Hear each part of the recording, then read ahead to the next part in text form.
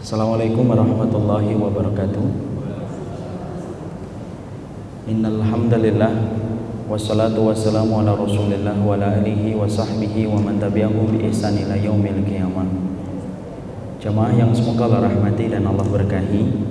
Alhamdulillah, senantiasa kita bersyukur kepada Allah atas seluruh kenikmatan yang Allah telah berikan dan Allah limpahkan kepada kita selaku hambanya. Semoga kita senantiasa menjadi orang yang mampu bersyukur atas semua kenikmatan yang Allah telah berikan di dalam kehidupan kita. Yang senantiasa kita syukuri bukan hanya kenikmatan yang bersifat sementara, yaitu adalah dunia, tetapi yang senantiasa kita syukuri adalah kenikmatan yang mampu menjadi kunci untuk membuka kenikmatan yang besar, yaitu adalah kenikmatan akhirat. Apa kenikmatan yang menjadi kunci membuka kenikmatan akhirat? Yaitu adalah ketika kita diberikan oleh Allah kemudahan di dalam ketaatan dan ibadah. Inilah yang kita syukuri, karena kenikmatan yang kedua mampu menjadi kunci di dalam membuka kenikmatan yang kekal, yaitu adalah surga dan ridhanya Allah Subhanahu wa taala.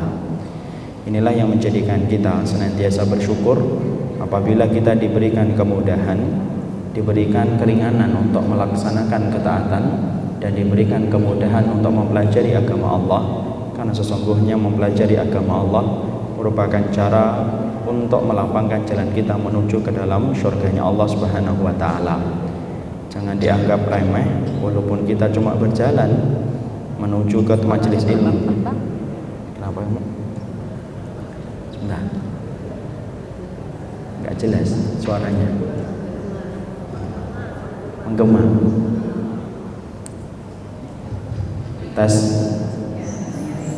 Tes sudah, tes terbang nggak? Tes Itu bagus. Nah itu aja tuh bagus.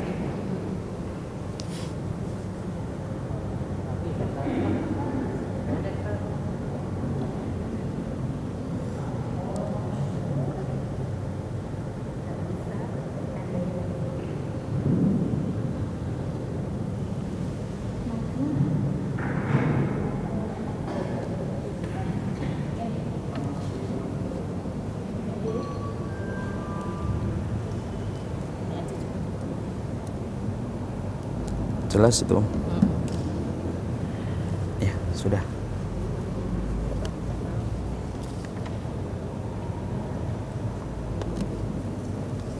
Tes lebih jelas, lebih jelas, Lebih jelas.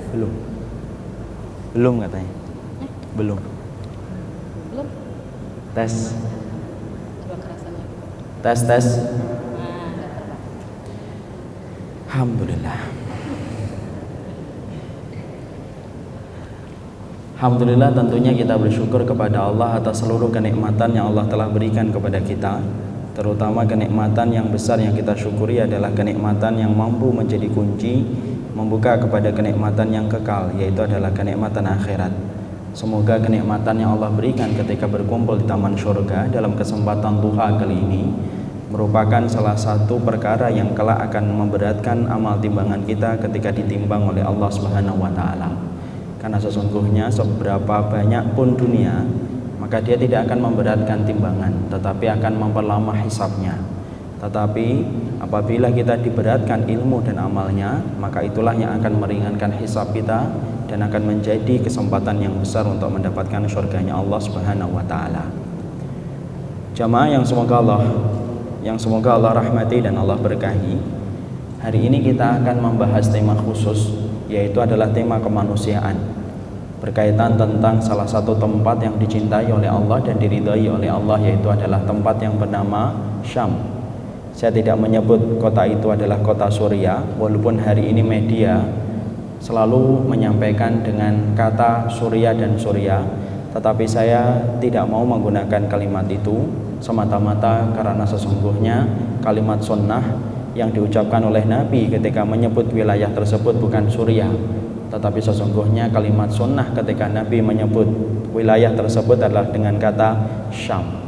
Inilah yang kemudian menjadikan saya untuk selalu menyebut kata Suriah, selalu ingin mengganti dengan kata Syam, karena sesungguhnya kata itu justru lebih sunnah daripada kata-kata yang lainnya. Saya teringat betul pertama kali ketika mendaratkan kaki di Syam atau kemudian di Suriah, maka saya bertanya kepada ikhwan yang menjemput kami, membawa obat-obatan kami dan membawa peralatan-peralatan medis kami. Ketika sudah masuk ke satu wilayah di mana kami dijemput menggunakan truk besar yang biasanya untuk mengangkut barang-barang, karena memang tidak ada yang istimewa di dalam penjemputan kami selayaknya tamu negara, karena memang keadaan perang. Maka kemudian saya bertanya setelah letih melewati pegunungan, membawa peralatan dan membawa medis yang cukup banyak dan cukup berat, maka saya bertanya normal, hadhihi Suriah, apakah kita sudah sampai di Suriah? Inikah Suriah? Maka saya kemudian mendapati jawaban yang sampai sekarang saya ingat betul. Salah satu ikhwan yang menjemput kami mengatakan, hadhihi Syam, Syamuka, Syamuna, Syamun li ahlil muslimin. Dia mengatakan ini Syam, bukan Suriah. Ini Syamnya saya, ini Syamnya kamu, ini Syamnya kita kaum muslimin, dan ini adalah Syam kita bersama sampai hari kiamat. Kata-kata itu membekas betul sampai hari ini, karena sesungguhnya saya seakan-akan baru diberitahu oleh perkataan beliau, Syam itu memang bukan milik Suriah, Syam itu memang bukan milik orang Palestina, Syam itu bukan milik orang Tunisia, tetapi sesungguhnya Syam itu adalah miliknya kaum muslimin, karena sesungguhnya kota itu adalah kota yang pernah menjadi wilayah kaum muslimin, kota yang pernah didoakan oleh Rasulullah SAW, disebut namanya indah oleh lisan Rasulullah, sampai istimewanya tempat ini mendapatkan doa dari Rasulullah SAW. Makanya lebih tepat kalau kita sudah mengkaji ilmu, sudah mengkaji tentang riwayat tentang masalah Syam, tidak ada kata yang paling pantas menggambarkan wilayah tersebut kecuali adalah menyebut dengan Syam. Dan kita memberikan judul hari ini kami bersamamu, karena memang pada hakikatnya wilayah Syam adalah wilayah kita. Berarti orang yang tinggal di Syam adalah saudara-saudara kita, di mana saudara itu adalah merupakan bagian dari tubuh yang tidak terpisahkan dalam jasad kita.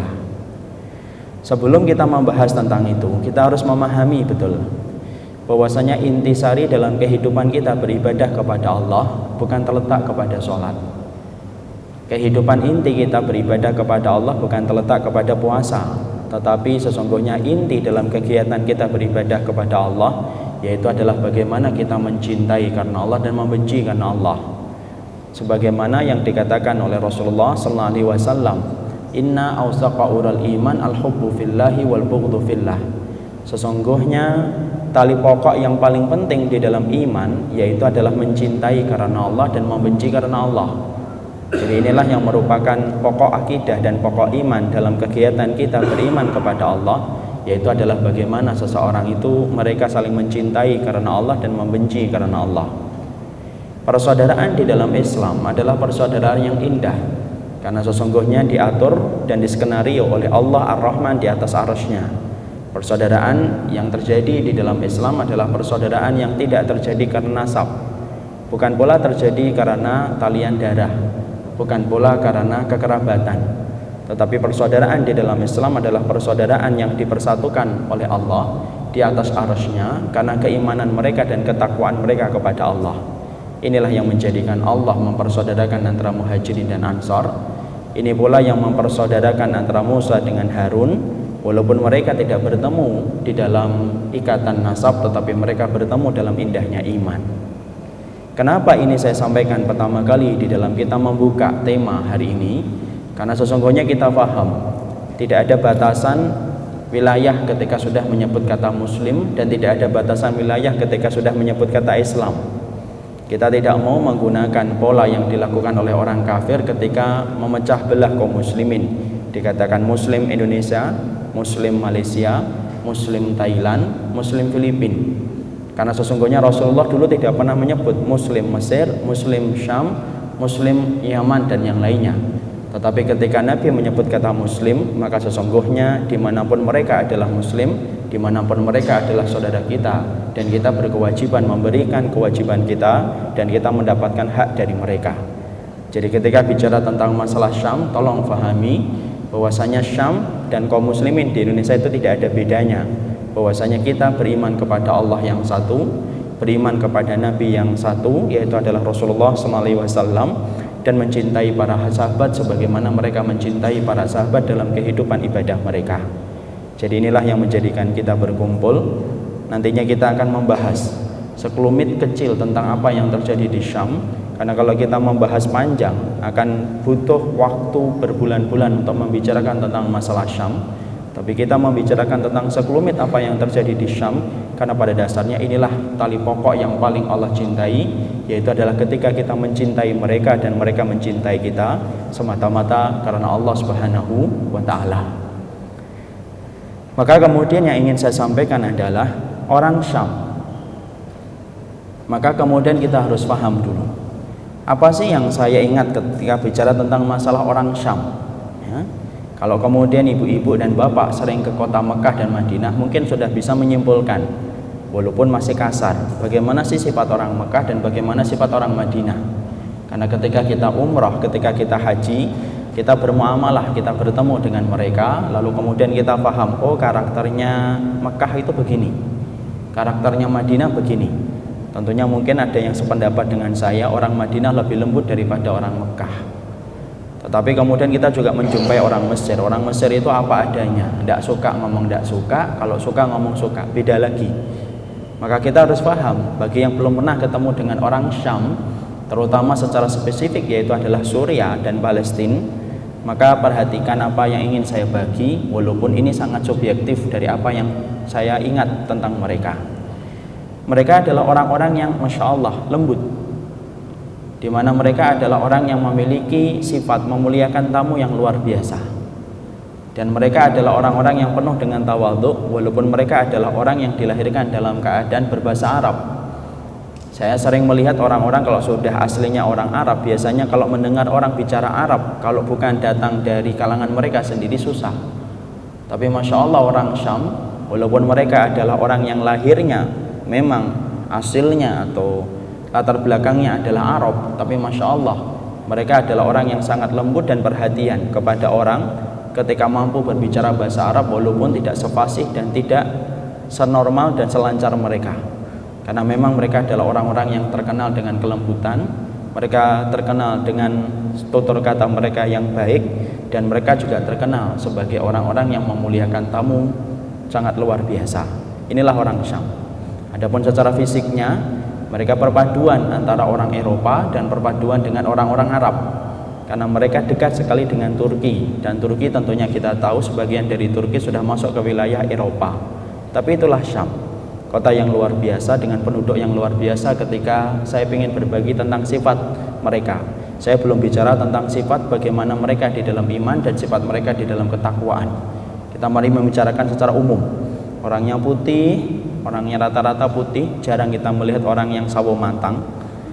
Di daerah Syam, mereka betul-betul dalam keadaan yang Masya Allah lembut dan selalu tersenyum, walaupun keadaan menimpa kepada mereka begitu berat di dalam ujian. Tetapi orang Syam adalah orang-orang yang memiliki kenyamanan ketika kita bertemu dengan mereka. Salah satu perkara yang indah yang saya ingat pula adalah kalau kita bertemu sama orang Syam, kadang-kadang kita bertemu, lalu mereka kemudian sebelum kita ngobrol dengan mereka, lalu mereka itu akan berkata, akri alaina surah, tolong dong bacakan kami surat. Karena termasuk di antara sunnah itu adalah meminta sahabat kita untuk membacakan Quran, itu termasuk sunnah. Makanya Rasulullah meminta Ubay bin Ka'ab untuk membacakan Quran kepada beliau. Syekh Utsaimin menerangkan kenapa membacakan Quran itu merupakan bagian dari sunnah. Bahkan Rasulullah SAW pun meminta sahabatnya untuk membacakan Quran, karena dengan kita dibacakan Quran, kita akan memahami ketika dibacakan. Kadang-kadang kalau kita membaca sendiri, justru kita kurang memahami karena kita fokus kepada bacaannya. Orang Syam itu sering sekali kalau kita bertamu, maka sebelum kita ngobrol, sebelum kita bicara, maka mereka sering sekali berkata, akri alaina surah, bacakan dong surat kepada kami atau sampaikan kepada kami sebuah hadis. Masya Allah, itulah bukti kehausan mereka kepada kebenaran, sampai mereka tawadhu'nya minta kalau ada yang datang kepada mereka untuk dibacain Quran. Insya Allah kalau ketemu orang Indonesia berarti cepat bacain Qurannya, karena biasanya mungkin yang dibacakan 3 surat yang terakhir ya. Masya Allah ya, itulah orang Syam. Jadi disinilah kita mengerti tentang sekelumit orang Syam, bagaimana mereka.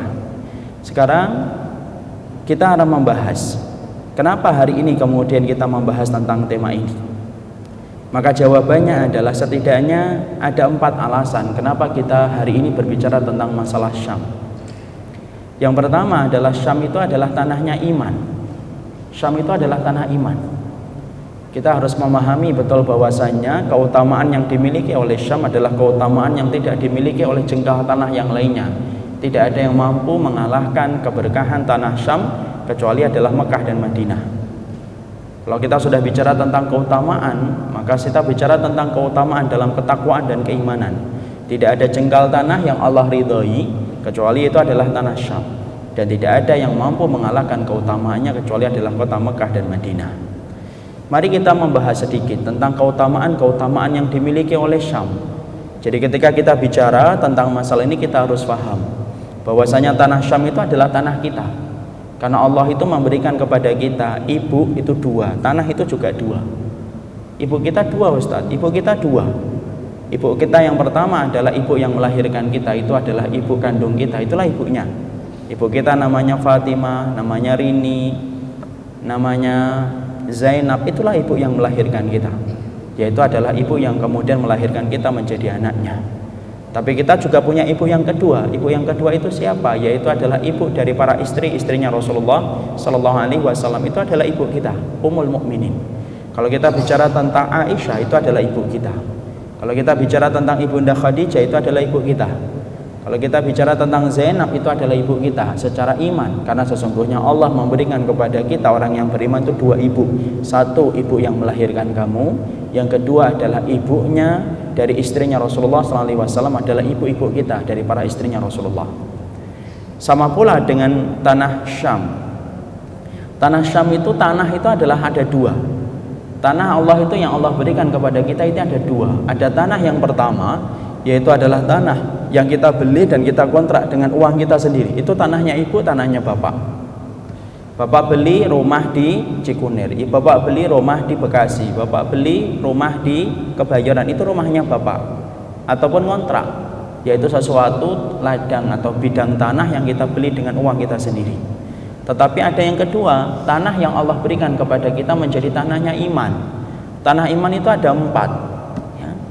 Yaitu yang pertama adalah Mekah, di mana Allah memberikan tanah Mekah kepada Nabi Ibrahim. Didoakan oleh Nabi Ibrahim dengan keberkahan, sampai sekarang mengalir keberkahan ke kota Mekah. Sampai-sampai masjid yang ada di kota Mekah, yaitu adalah Masjidil Haram, menjadi masjid dilipat gandakan 100.000 kali lipat daripada sholat di masjid yang lainnya, karena keberkahan yang dimiliki oleh tanah Mekah. Makanya kemudian tanah itu tidak akan mampu dimasuki oleh Dajjal kelak di akhir zaman. Makanya Dajjal mampu keliling ke seluruh muka bumi tetapi tidak mampu memasuki kota Mekah. Kenapa tidak mampu memasuki kota Mekah? Karena sesungguhnya kota itu akan dijaga oleh ribuan malaikat yang menghalau Dajjal untuk masuk ke kota Mekah dan kota Madinah. Karena apa? Keberkahan yang dimiliki kota Mekah menjadikan Allah mengharamkan kota Mekah dimasuki oleh Dajjal. Yang kedua, tanah Madinah. Tanah yang diberikan oleh Allah kepada Rasulullah Sallallahu Alaihi Wasallam yang dulunya bernama Yathrib, lalu kemudian berubah menjadi kota Madinah, di mana salah satu keutamaannya yaitu adalah tanah itu menjadi tanah yang dijaga oleh ribuan malaikat, sebagaimana Rasulullah mengatakan, ala anqabil madinati malaikatun yahfadunaha. Kalau kamu berada di Madinah, maka para malaikat itu menjaga dalam setiap lorong dan pintu-pintu langitnya, dijaga betul itu. Dan kemudian betul-betul menjaga dan memberikan kebaikan kepada kota Madinah. Maka kota itu kelak pada akhir zaman pun akan bergejolak, gempa, di mana gempa itu akan dirasakan oleh orang munafik tetapi tidak dirasakan oleh orang yang beriman. Mereka akan keluar dari kota Madinah, dan yang tersisa di Madinah hanyalah orang-orang yang beriman. Adapun munafik mereka keluar dari kota Madinah. Yang ketiga yaitu adalah kota Syam, di mana kita akan membicarakan tentang keutamaan-keutamaan yang dimiliki oleh kota Syam. Karena ini adalah tanah kita, bukan tanahnya mereka, tetapi tanah kita bersama. Ini adalah kota Syam, di mana keberkahannya diliputi dengan banyak sekali riwayat-riwayat yang sahih yang datang dari Rasulullah ketika Nabi mengabarkan kepada kita bagaimana keutamaan yang dimiliki oleh Syam. Kemudian yang keempat yaitu adalah tanah Yaman. Tanah Yaman adalah tanah yang pula disertakan oleh Rasulullah di dalam doa yang dipanjatkan oleh beliau ketika memberikan keberkahan ke kota Yaman. Sekarang mari kemudian kita bicara, ya. Sebelum kita bicara lebih lanjut tentang apa yang terjadi di Syam, kita harus mengerti keutamaan Syam itu apa, supaya kita semakin memahami kenapa kita terikat dengan Syam dalam setiap waktunya. Karena selama 5 tahun terakhir kita terkuras emosinya, terkuras segala macam energi kita untuk memikirkan Syam, ya. Karena orang itu sering berkata dengan sinis ketika kita berbicara tentang masalah Syam, ngapain sih ngurusin orang yang jauh-jauh? Oh, di sini aja banyak orang yang miskin, di sini juga banyak orang yang fakir, di sini juga butuh orang yang kemudian membutuhkan bantuan dan pertolongan kita. Maka jawabannya adalah kita tetap memperhatikan orang-orang yang tidak memiliki apa-apa dari kalangan fakir miskin di Indonesia. Tapi Masya Allah, kita tidak akan pernah mampu melepaskan tanggung jawab kita, energi kita dengan kota Syam, karena sesungguhnya keutamaan kota Syam adalah keutamaan yang ditetapkan oleh Allah, dan Allah lah yang memerintahkan kita untuk memperhatikan kota Syam, karena ini merupakan tanahnya Allah yang hari ini sedang mengalami kezaliman yang tiada tara, ya. Jadi bukan berarti ketika kita memikirkan kota Syam kemudian kita meremehkan orang-orang fakir dan miskin di kalangan kita, enggak. Tapi sesungguhnya ketika kita meninggalkan urusan Syam lalu kemudian kita tidak memberikan perhatian kita kepada tanah itu, Masya Allah, kita harus bersiap dengan hisab yang panjang dan hisab yang berat atas apa yang akan ditanyakan oleh Allah ketika kita ditanya, apa yang telah kamu lakukan untuk tanah Syam, di mana tanah itu adalah tanah yang aku pilih dengan keimanan. Kita jawab dulu supaya kita tambah yakin, karena seseorang mukmin itu adalah mereka yang senantiasa memiliki landasan ilmu atas apa yang dia pilih dan apa yang kemudian dia yakini. Apa keutamaan yang dimiliki oleh Syam? Yang pertama, Allah memberikan predikat kata itu dengan kota barokah. Allah memberikan predikat kota itu dengan kota barokah, sebagaimana Allah terangkan di dalam surat Al-Isra ayat yang pertama, Subhanalladzi asra bi 'abdihi lailan minal masjidil harami ilal masjidil aqsa alladzi barakna haulahu. Allah berfirman di dalam surat Al-Isra ayat yang pertama, Subhanalladzi asra bi 'abdihi lailan minal masjidil harami ilal masjidil aqsa alladzi barakna haulahu. Allah menerangkan, Maha suci Allah yang telah memperjalankan hambanya di waktu malam dari Masjidil Haram ke Masjidil Aqsa, yang kami berkahi daerah di sekitar tanah Aqsa itu. Jadi Allah kemudian mengatakan alladzi barakna haulahu, yang kami berkahi daerah di sekitarnya. Berarti Allah itu mendefinisikan bahwasanya kota Palestina yang menjadi tempat Masjidil Aqsa dan itu merupakan bagian dari kota Syam, Allah menyebutkan alladzi barakna haulahu, yang kami berkahi di daerahnya, sekitarnya. Kalau kita membuka lembaran tafsir, apa itu yang menjadi daerah sekitar kota Masjidil Aqsa, maka jawabannya adalah itu adalah kota Syam, ya.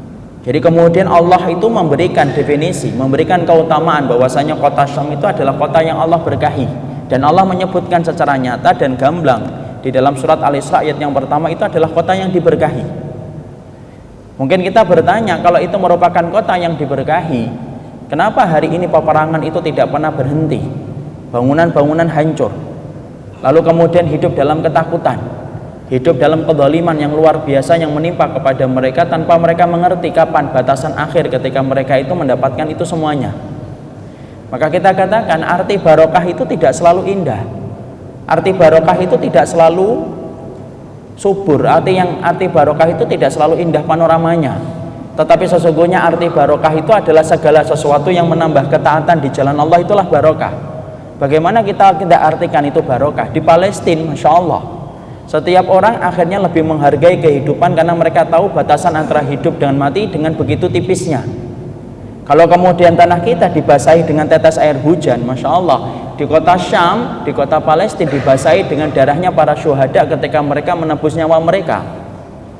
Orang-orang di sana tidak kepikiran untuk melakukan inovasi di dalam kemaksiatan dan dosa. Kenapa? Yang mereka pikir itu adalah bagaimana mereka mati dalam keadaan yang terbaik di jalan Allah. Itulah orang Syam.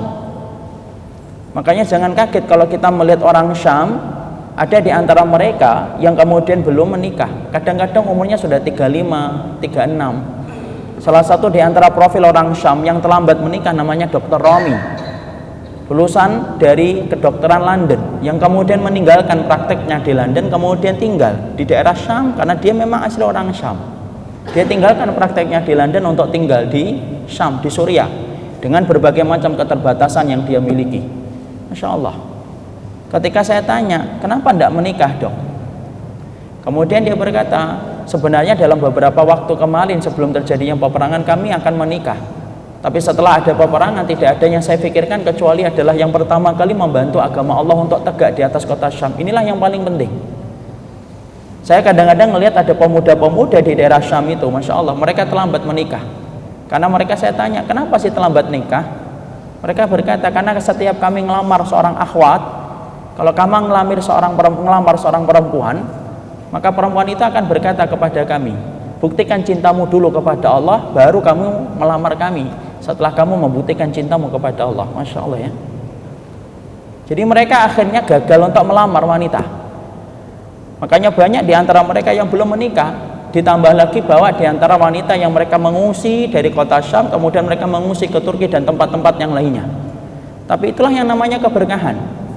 Pantas kalau anak-anak kecil di sana mereka tidak pernah melihat tayangan-tayangan yang tidak bermanfaat. Mereka tidak sempat melihat kartun, mereka tidak sempat melihat film-film yang tidak bermanfaat. Karena sesungguhnya mereka tiap hari yang mereka lihat adalah tetesan darah, dan mereka tahunya bahwasanya mereka dimusuhi karena mereka itu beriman kepada Allah. Saya pernah tanya seorang anak kecil, saya tanya, kamu tahu nggak, Dik, kenapa kamu itu kok diperangi? Jawabannya apa? Dia mengatakan, karena kita beriman sama Allah, makanya kami diperangi. Anak kecil, umur 8 tahun, 9 tahun. Hal-hal semacam itu, itulah yang dinamakan dengan keberkahan.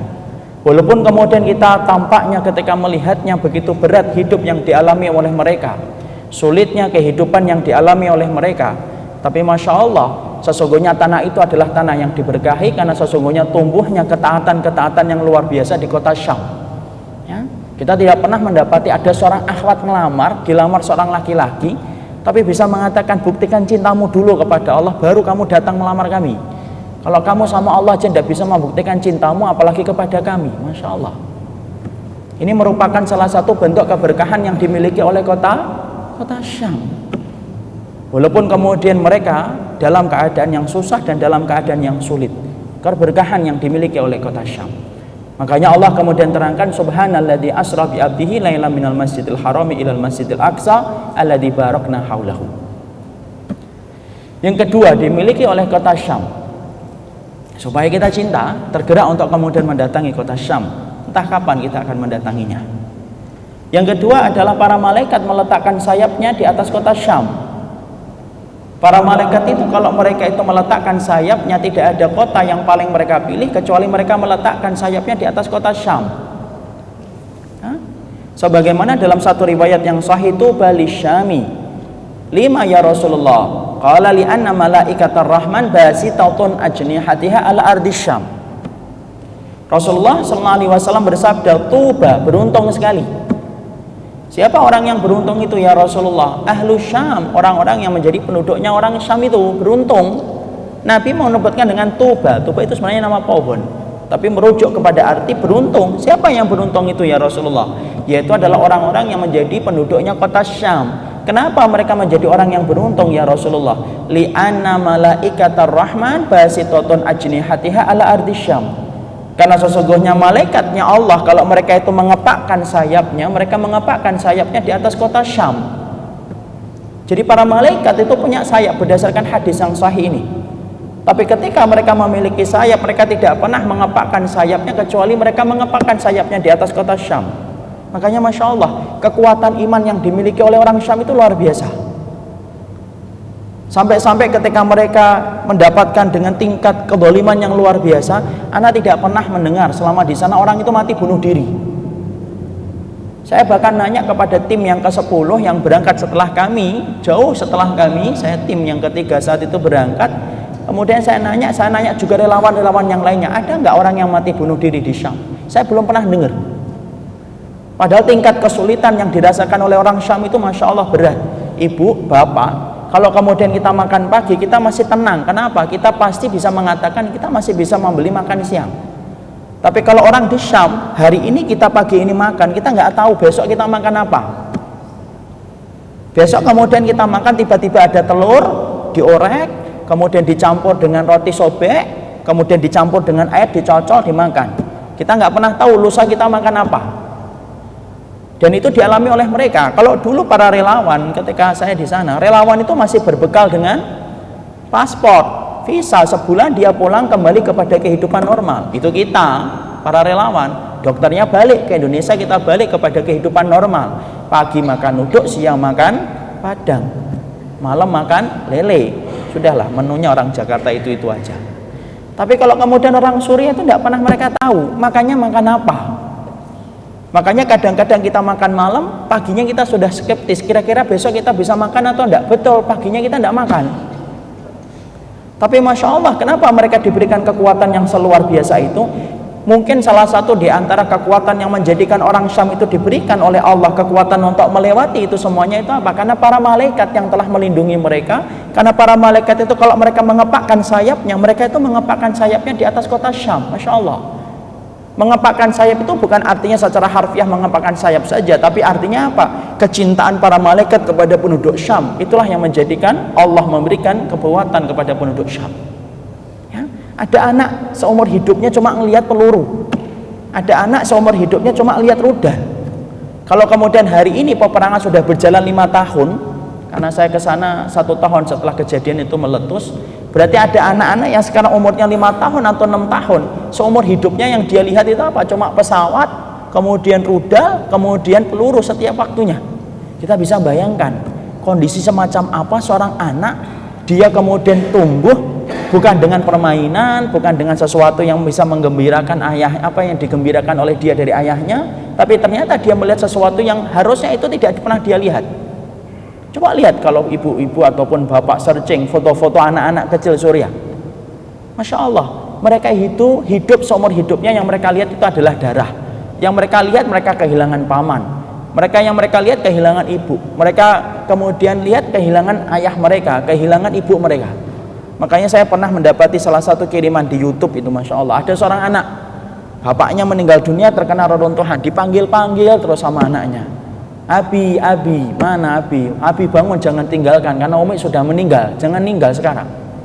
Siapa yang bisa kemudian bayangkan itu? Tapi mereka kuat. Kenapa? Karena sesungguhnya diantaranya adalah mereka itu adalah para malaikatur rahman yang kemudian mengepakkan sayapnya di atas kota Syam. Tidak ada itu anak-anak kecil, mereka itu kemudian membawakan mainan, bawa mobil. Anak tidak pernah ketemu anak-anak di sana itu bawa mobil sendiri, kemudian bawa mainan, lari ke sana kemari. Tidak ada. Yang mereka miliki itu ya hanya pakaian yang nempel. Makanya Masya Allah, itulah kemudian kekuatan yang Allah berikan kepada kota Syam. Karena salah satunya malaikat-malaikat Allah itu mengepakkan sayapnya di atas kota Syam. Kalau kita tidak pernah ngepakkan sayapnya mungkin. Makanya banyak orang yang mati bunuh diri hanya karena masalah yang remeh, putus cinta, mati bunuh diri. Ya. Maka kemudian yang ketiga, di atas keutamaan kota Syam itu yang ketiga itu apa? Buminya Allah yang terbaik. Buminya Allah yang terbaik dari penduduk yang terbaik itu adalah kota Syam. Jadi tidak ada bumi yang terbaik, lalu kemudian tidak ada penduduk yang terbaik kecuali adalah kota Syam. Sebagaimana kemudian Rasulullah Sallallahu Alaihi Wasallam dari hadis yang diriwayatkan dari Abdullah bin Yazid radhiyallahu anhu, anna Rasulullah Sallallahu Alaihi Wasallam qala yakunu bisyami jundun wa yakunu bil iraqi jundun wa bil ayamani jundun faqama ilaihi rajulun khilli ya Rasulullah alaika bisyam fa inna Allah takaffala li bisyami wa ahlihi. Rasulullah Sallallahu Alaihi Wasallam menerangkan, sesungguhnya nanti umatku akan terpecah pasukannya menjadi 3. Jadi Nabi sudah menyampaikan pasukan umatku nanti terpecah menjadi 3. Yang pertama, yakunu bisyami jundun, ada tentaraku yang berada di kota Syam. Ada yang kedua, wabil iraqi jundun, lalu kemudian ada di tanah Irak yang kemudian mereka itu menjadi tentaraku. Wabil yamani jundun, dan kemudian di Yaman pun ada tentaraku. Lalu ada seorang sahabat yang berdiri dan berkata kepada Rasulullah, ya Rasulullah, kalau kami melihat itu semuanya ada, tolong pilihkan buat kami ya Rasulullah supaya kami tidak salah memilih. Lalu kemudian Rasulullah SAW mengatakan, alaika bisyami Maka sesungguhnya kamu pilihlah tentaraku yang ada di kota Syam, bersamalah dengan mereka. Alaika bisyami fa innallaha qad takaffala li bisyami wa ahli. Karena sesungguhnya Allah telah menjamin kepadaku tentang Syam dan bagaimana para penduduknya. Jadi yang ketiga, Allah itu kemudian Rasulullah telah menjamin. Makanya sampai sahabat Mu'adz bin Jabal dan Hudzaifah ibnul Yaman, ketika mereka berkata kepada Rasulullah SAW, mereka mengatakan, ya Rasulullah, kalau kami harus keluar dari kota Mekah, kami harus keluar dari kota Madinah, pilihkan kota ya Rasulullah untuk menjadi tempat kami tinggal selain kota Madinah. Maka Rasulullah mengarahkan telunjuknya dan mengarah kepada kota Syam dan berkata, Innallah sifatu biladillahi yaskunuha min khiratihi min khalqihi. Rasulullah kemudian mengarahkan telunjuknya ke arah kota Syam dan berkata, kalau kalian harus pergi dari kota Madinah, tinggallah kalian di kota Syam, karena sesungguhnya itulah tempat yang telah dipilih oleh Allah. Tidaklah ada yang menempati kota itu kecuali adalah orang yang terbaik dari hamba-hambanya Allah. Insya Allah. Rasulullah mengatakan bahwasanya apa? Sesungguhnya Allah telah memilihkan kota Syam untuk kalian dan Allah telah menjamin bagaimana keimanan penduduknya. Jadi Masya Allah, inilah kemudian orang-orang yang terbaik di akhir zaman. Makanya kemudian akhirnya kita paham kenapa ya ujian itu yang menimpa berat kepada mereka tidak menimpa kepada kita, karena mungkin iman kita itu berbeda dengan iman mereka. Tapi sesungguhnya iman orang Syam adalah iman yang begitu kuat, luar biasa. Walaupun mereka dibodohkan oleh kemudian sistem sebelumnya, sampai mereka jauh dari tuntunan sunnah, tetapi Masya Allah setelah mereka mendapatkan sunnah dan mendapatkan perjuangan ini, maka Masya Allah mereka menjadi orang yang kuat ketika memegang teguh apa yang mereka miliki dan apa yang mereka yakini. Di sana itu Masya Allah masih banyak orang yang kemudian terkadang kita lihat bertato. Ada yang bertato, karena apa? Karena dulunya mereka hidup dalam keadaan tidak mengerti, tidak paham. Tapi Masya Allah setelah kemudian mereka itu adanya perjuangan ini, kemudian adanya masalah jihad ini kemudian muncul, Masya Allah mereka berbondong-bondong untuk kemudian mempelajari Islam. Dan akhirnya Masya Allah mereka betul-betul ingin untuk merubah kehidupan mereka dari kehidupan yang salah menuju kepada kehidupan yang betul-betul berdasarkan kepada apa yang dicintai oleh Allah dan Rasulnya. Makanya Rasulullah mengatakan buminya Allah yang terbaik dan penduduk Allah yang terbaik itu adalah kota Syam ya. Kemudian yang berikutnya, di antara keutamaan yang dimiliki oleh Syam, yaitu adalah tanah ini adalah tanah yang diberkati oleh Allah dan kemudian didoakan oleh Rasulullah. Jadi yang berikutnya, tanah ini adalah tanah yang didoakan langsung oleh Rasulullah SAW. Ya, kalau yang tadi yang pertama diberkati oleh Allah, kalau yang ini poinnya adalah tanah ini adalah tanah yang diterangkan oleh Rasulullah SAW. Tanah ini adalah tanah yang langsung didoakan oleh Rasulullah SAW. Sebagaimana dalam hadis dari riwayat Ibnu Umar, anna Nabi SAW qala, Allahumma barik fi syamina, Allahumma barik fi syamina, Allahumma barik fi syamina. Wa qalu fi yamanina ya Rasulullah, qala fi yamanina. Rasulullah SAW mendoakan langsung kepada orang-orang Syam. Sebagaimana sebuah keterangan yang sahih, Nabi kemudian berkata, Allahumma barik fi syamina, ya Allah berkatilah kami di dalam Syam kami. Ya Allah berkatilah kami di dalam Syam kami. Ya Allah berkatilah kami di Syam kami. Berulang-ulang. Sampai ada seorang sahabat yang kemudian mengangkat tangannya dan khawatir kalau kota lain tidak dapat. Kemudian ada seorang sahabat yang berkata, wa fi yamanina ya Rasulullah, bagaimana dengan Yaman kami ya Rasulullah? Barulah kemudian Rasulullah mengatakan wa fi yamanina, barulah, yaitu adalah Yaman, itu adalah kota yang diberkahi. Jadi kemudian lisan Rasulullah menunjukkan betul bagaimana kemudian kota Syam itu didoakan langsung oleh Rasulullah SAW. Dan itu adalah menjadi sebab keutamaan langsung ketika Rasulullah mendoakan. Kita paham kan? Kalau para nabi sudah mendoakan, maka kemudian doa mereka mustajab.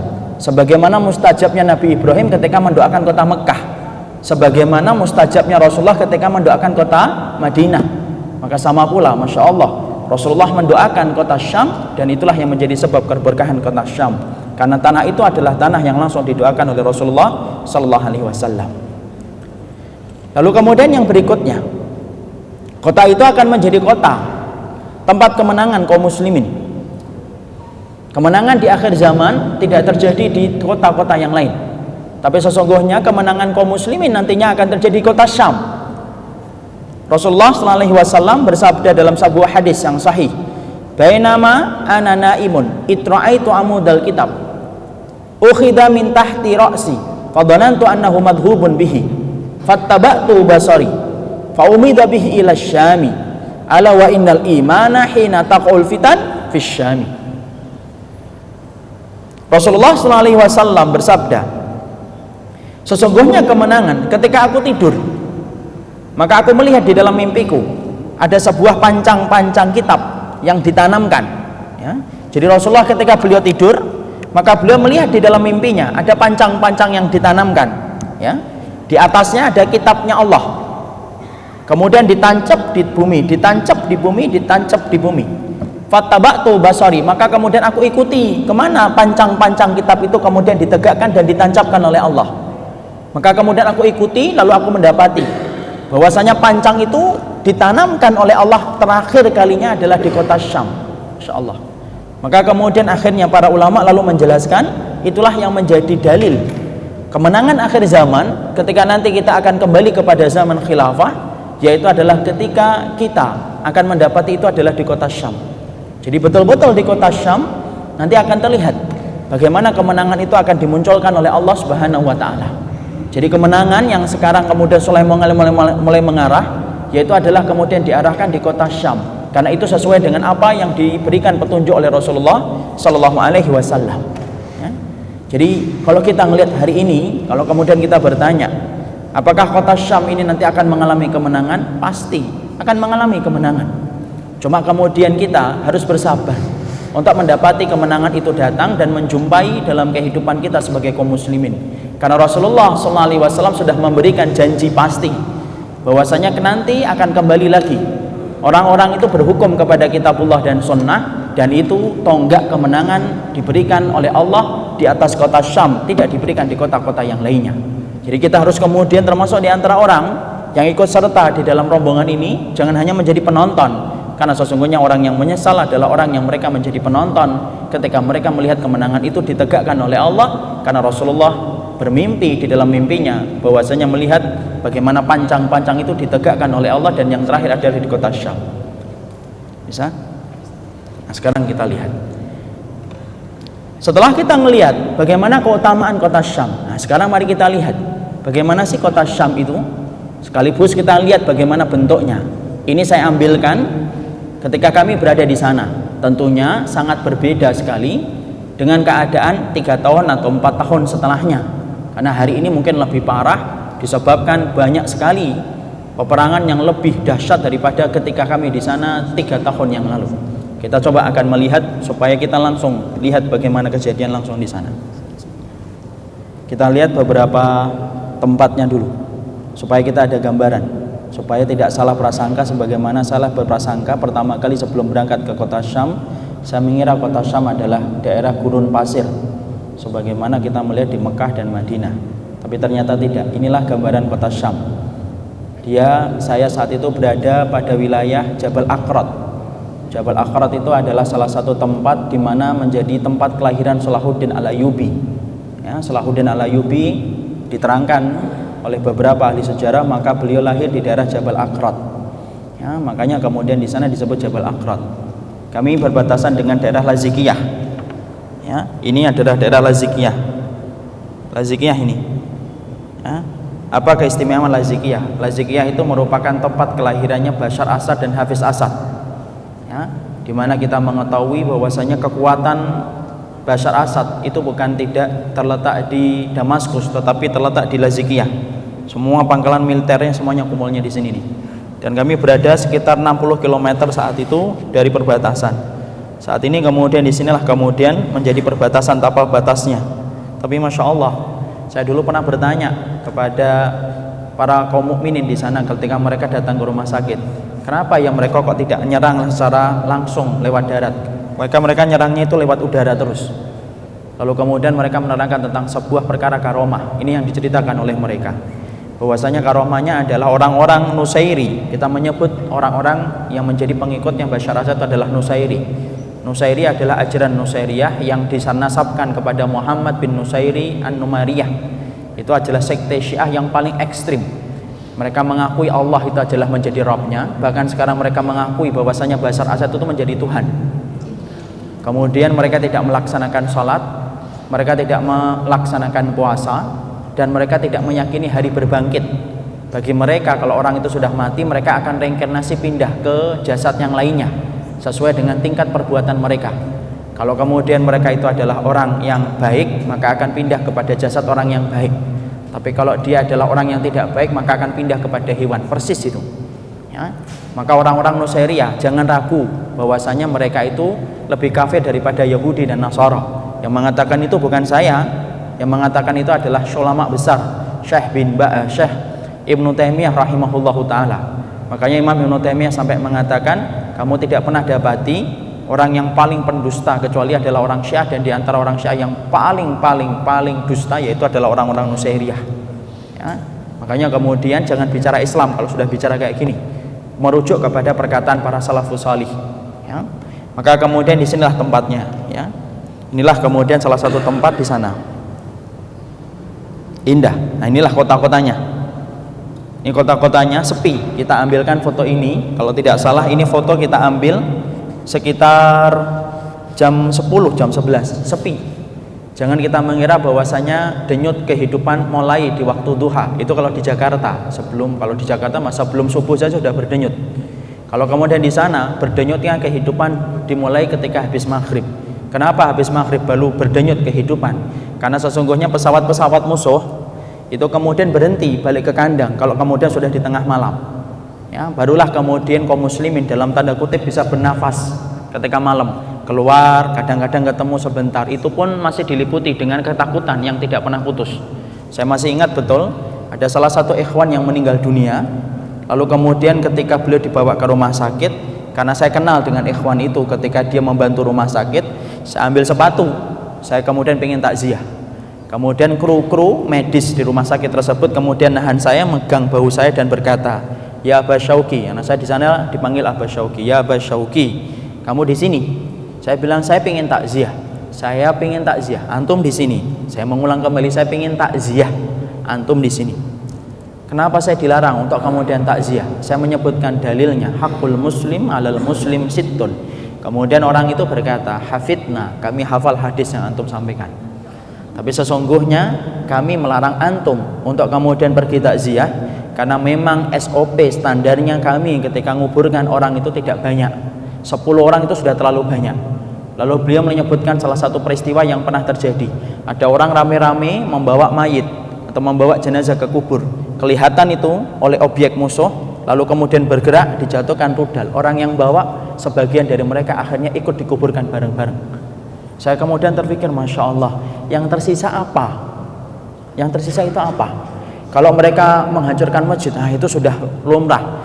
Makanya kalau ada orang yang bicara masalah Suriah tetapi tidak pernah ke Suriah, maaf, tanpa saya mengurangi hormat saya kepada beliau, siapapun itu, tolong jangan ngomong Suriah kalau belum pernah ke Suriah. Kalau kemudian kita orang yang berilmu, maka kemudian datangilah dulu, lihatlah dulu keadaannya, melihat dulu bersama masyarakatnya, dengerin dulu, baru kemudian kita bicara. Karena ilmu tidak bisa disampaikan ketika sudah bicara tentang kondisi wilayah tertentu, kemudian kita bicara tanpa kita mendatangi wilayah itu. Kalau saya ditanya tentang kondisi wilayah, misalkan Kudus, ya saya harus ke Kudus dulu, melihat dulu bagaimana, baru kita bisa menyampaikan sesuatu. Jangan menyampaikan sesuatu tanpa ilmu, itu kebodohan. Karena apa? Ini berkaitan tentang kehormatan darah yang berjumlah 300.000 hari ini, bukan 350.000, sudah menyentuh 350.000. Pasca kejadian Aleppo itu 350.000. Pernah kita bayangkan ada orang 2.000 anak-anak mati dalam satu malam disebabkan senjata kimia di Gautoh 2 tahun lalu Idul Fitri. Ikhwan-ikhwan yang kemudian di sana memberikan saya foto yang banyak, qadarullah tidak di laptop ini, bagaimana anak-anak itu kayak tidur tapi mereka sudah mati karena diberikan dengan zat kimia. Jangan ngomong kalau kemudian di media tidak pakai zat kimia. Lah saya tahu itu. Karena setiap daerah itu ketika habis diserang, lalu kemudian di antara mereka yang selamat, mereka gatal-gatal. Gatalnya itu sampai kemudian bernanah, itu tidak berhenti gatalnya. Terus itu gatal itu. Mereka dibawa ke rumah sakit. Para dokter di sana sering menyampaikan berita kepada kita bahwasanya apa? Itu adalah penyakit yang belum pernah kita dapatkan sebelumnya, sebelum adanya peperangan. Inilah bagaimana kita memahami tentang masalah Suriah. Maka ini sepi dia, kayak kota mati, kota hantu. Jadi kota hantu dia. Jadi kalau ingin beli properti di sini silahkan, berhita-hita silahkan. Karena memang sepi. Ini daerah-daerah ini jangan pengira ini apartemen dulunya. Mereka kemudian dulu tinggal di atas, sekarang nggak tinggal yang paling bawah. Tidak ada bunker di sana. Tidak ada punya kesempatan untuk kemudian membuat bunker. Karena apa yang mereka buat adalah di bawah. Maka mereka berharap kalau kemudian ada serangan bom atau serangan rudal atau serangan pesawat, mereka cuma berharap semoga reruntuhan itu tidak sampai bawah. Nanti kita akan lihatkan bagaimana foto kita ketika di bawah, kita kayak tikus. Jadi cuma diem aja, kadang-kadang setengah hari cuma diem, tidak kemana-mana. Tidak ada zikir yang diucapkan oleh orang Syam kecuali yang paling terkenal sering saya dengarkan dua, Allahumma amitna alal iman, dan kemudian Allahumma ij'al bardan wa salaman ala ummatika fi Syam. Inilah zikir mereka yang sering saya dengarkan, yaitu Allahumma amitna alal iman, ya Allah matikanlah kami di dalam iman. Yang kedua, ya Allah, Allahumma ij'al bardan wa salaman, ini doanya, yaitu adalah ayatnya Allah ketika bicara tentang konteks Nabi Ibrahim ketika dibakar. Karena mereka ngerti kan, rudal ini bakar, sifatnya membakar. Ya Allah, jadikanlah serangan-serangan ini adalah bardan, dingin, wasalaman, menyelamatkan bagi umatmu ya Allah, yaitu adalah di kota Syam. Inilah yang mereka sering sampaikan ya. Ini kotanya, ini beberapa dari wilayah-wilayah di pinggir-pinggir kayak gini, ini banyak tidak kepake. Nah, lihat ini kota-kota ini kemudian sudah masuk ke dalam. Tulisan-tulisan yang menggambarkan tentang keimanan mereka itu luar biasa banyak ya. Mereka tulis kemudian ittiba kepada salafus salih, nahnu nuhib Aisyah, kami mencintai Aisyah harga mati. Itu banyak bertebaran tulisan-tulisan mereka. Tentunya khat mereka adalah khat-khat yang indah ya. Kalau yang nulis Indonesia mungkin nggak kebaca itu.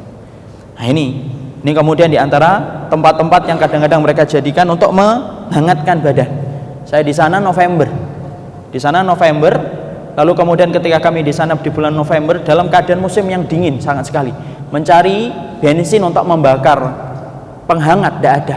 Yang dilakukan kadang-kadang kemudian harus pergi keluar, lalu kemudian ngambil kayu, lalu kemudian membakar. Untuk membakar kayu itu untuk menghangatkan badan. Tapi risikonya apa? Kelihatan api, maka kemudian risikonya adalah lebih besar. Makanya kalau perjalanan kita mengirimkan bantuan di waktu malam, mobil itu lampunya dimatikan, padahal kemudian keadaannya penuh dengan jurang. Hati-hati betul. Kalinya kemudian dihidupkan, maka kemudian akan diserang. Tim yang keempat pernah sampai diserang beberapa rudal. Ketika kemudian lewat, kemudian lampunya hidup, serang. Tetapi dengan izin Allah, kemudian Allah memberikan keselamatan untuk mereka. Ini rumah sakit nih, ya. Ini rumah sakitnya kayak gini. Rumah sakit di sana pindah-pindah. Hal yang wajar di sana pindah-pindah. Kenapa sering-sering pindah-pindah? Karena memang tempat medis itu adalah kota yang paling sering untuk diserang. Tempat medis itu paling sering. Padahal kalau kemudian kita merujuk kepada perjanjian di Swiss atau Jenewa, dalam peperangan tempat-tempat medis itu harus steril dari serangan. Itulah perjanjian dalam peperangan, karena harus tetap ada kode etik dalam peperangan. Tapi itu tidak berlaku di Suriah. Semua kode etik peperangan tidak berlaku di Suriah.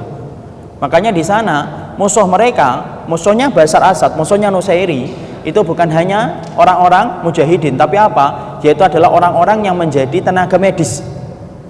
Kenapa? Karena dia tahu kekuatannya itu di tenaga medis itu untuk membantu orang yang terluka. Padahal yang kita bantu hanyalah anak-anak kecil. Yang kita bantu adalah orang-orang tua. Ya. Ini rumah sakitnya habis mendapatkan bom. Kita ambilkan dulu bagaimana proses ini di bomnya ini. Kita lihat dulu. Saya ingin melihatkan yang tadi, yang kemudian rusak, bagaimana prosesnya ketika rusak, ketika kemudian kena.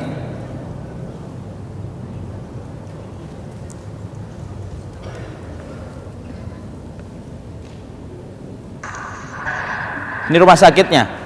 Yang tadi kita lihat bangunannya rusak, ini asalnya kayak gini. Nah, kita masih sempat itu kemudian video. Ya.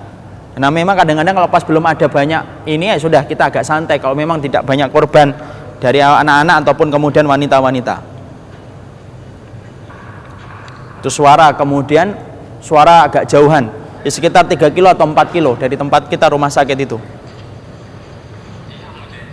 Nah, ini masih kita bicara. Inilah yang saya katakan batasan antara hidup dan mati itu kadang tipis banget, masih ngobrol. Suaranya sampai bawah ini, hitam ini. Perhatikan suaranya sebelum kemudian rudalnya itu jatuh, suaranya memekakan telinga.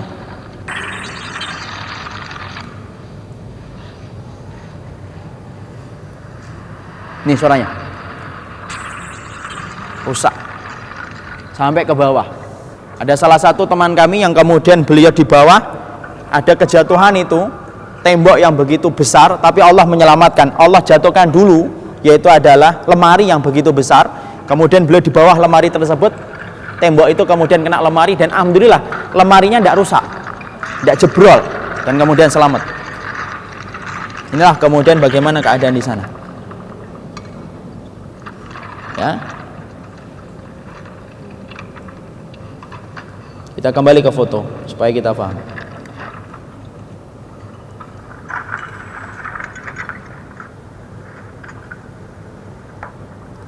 Ini bekas-bekas rudalnya. Ini namanya Dr. Musa, ya, Abu Musa. Beliau dari UGM S2, ya, yang kemudian membantu, yang kemudian banyak berjasa. Insya Allah semoga Allah memberikan berkah. Saya mencintai beliau karena Allah. Ini diantara orang sana kalau kita memberikan bantuan. Kita datang tengah malam. Inilah bagaimana lembutnya orang-orang Suriah. Kalau mereka sudah disebutkan kata hadis, nangis, gampang nangis mereka. Walaupun kemudian lihat, kayak singa beliau, jenggotnya panjang sepanjang ini, gagahnya luar biasa. Kalau berdiri lebih tinggi daripada saya, 186 beliau ini tingginya. Tapi masya Allah ketika disebutkan hadis Rasulullah, lalu kemudian saya membacakan ayat, nangis beliau.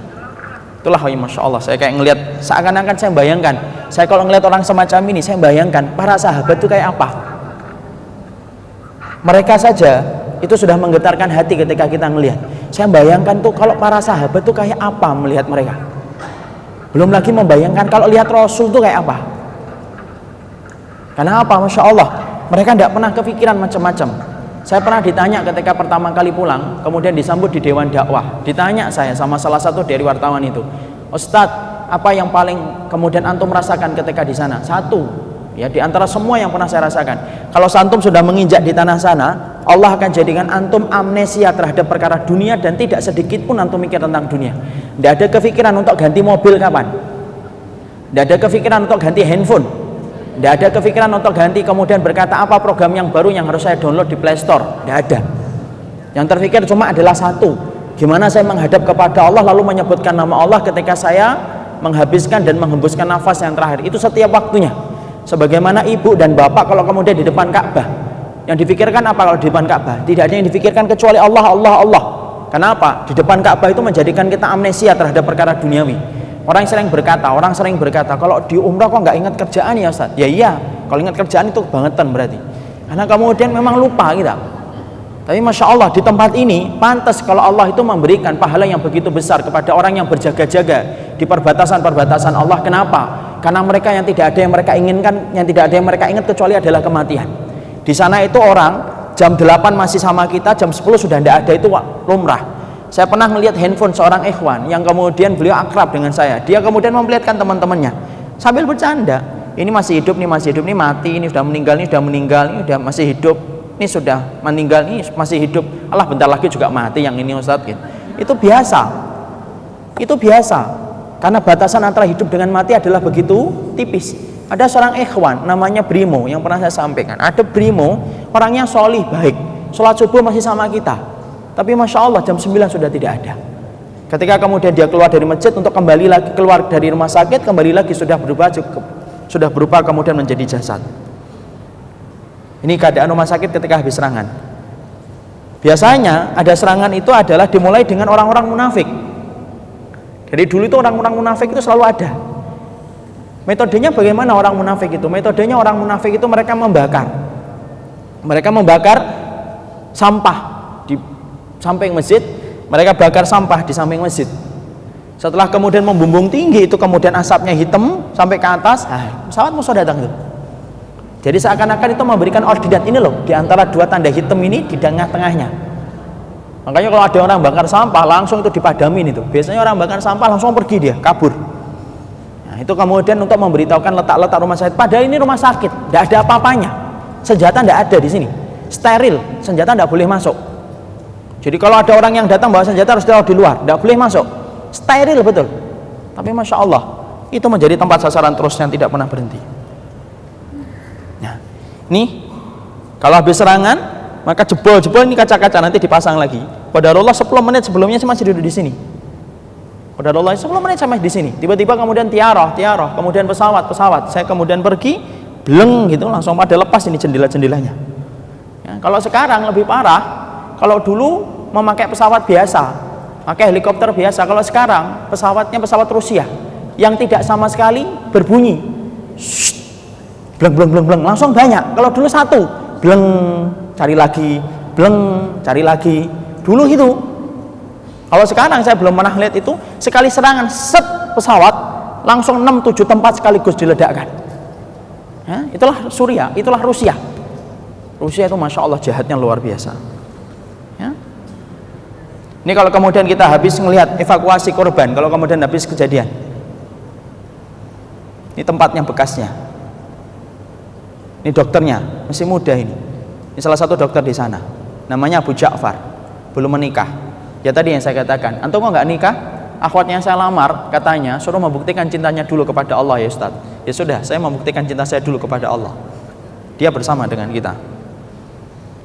Nih, ketika kemudian habis kejadian, pasca kalau kemudian habis serangan, semacam ini yang terjadi, keributan, keruwetan di rumah sakit.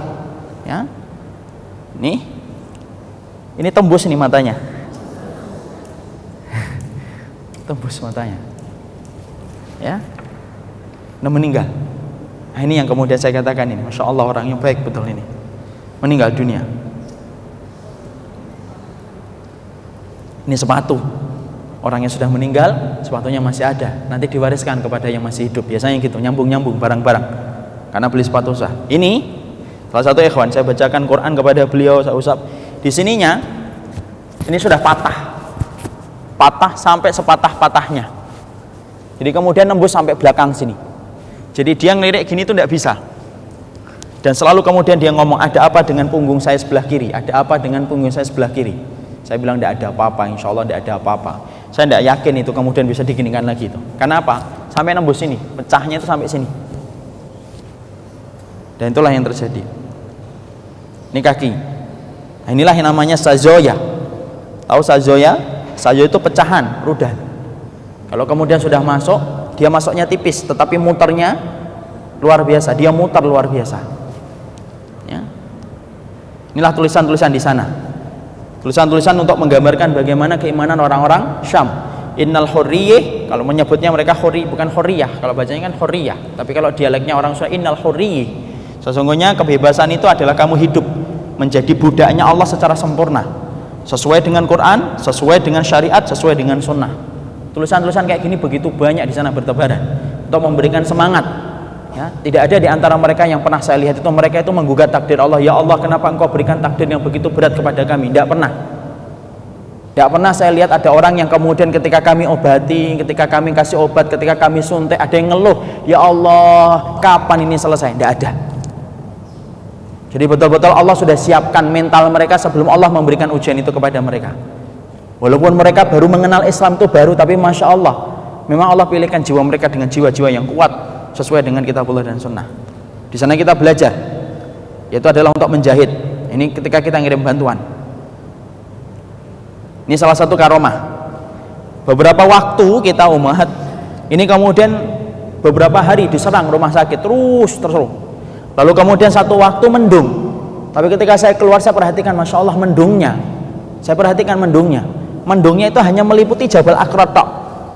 Inilah zikiyahnya terang, cerah secerah-cerahnya. Kalau sana mendung, apalagi semakin hitam mendungnya, semakin senang. Kenapa? Kesempatan untuk keluar. Kenapa? Pesawat susah kalau sudah mendung.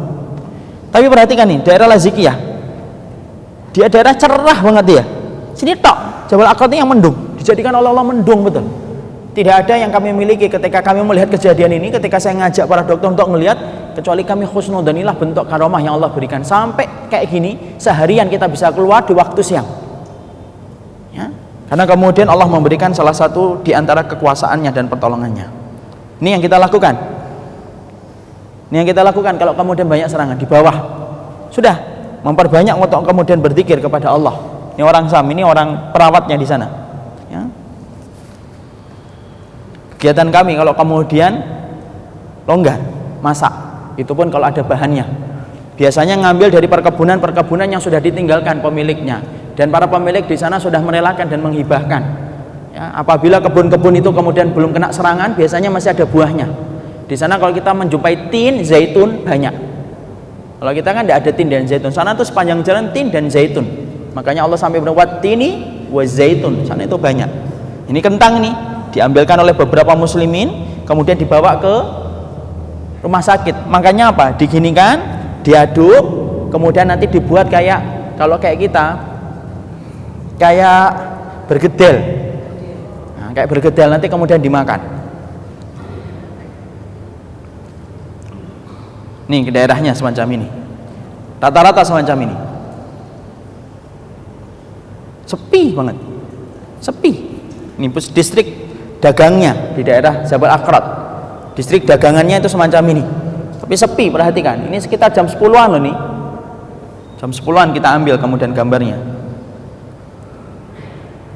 Tulisan al-jaishu nurun ala man ihtada wa narun ala man ihtada, yaitu adalah tentaranya Allah itu adalah yang mendapatkan cahaya kalau mereka itu mengikuti petunjuknya Allah, dan sesungguhnya tentara itu akan mendapatkan neraka kalau mereka itu berani menentang perintahnya Allah dan Rasulnya. Ya.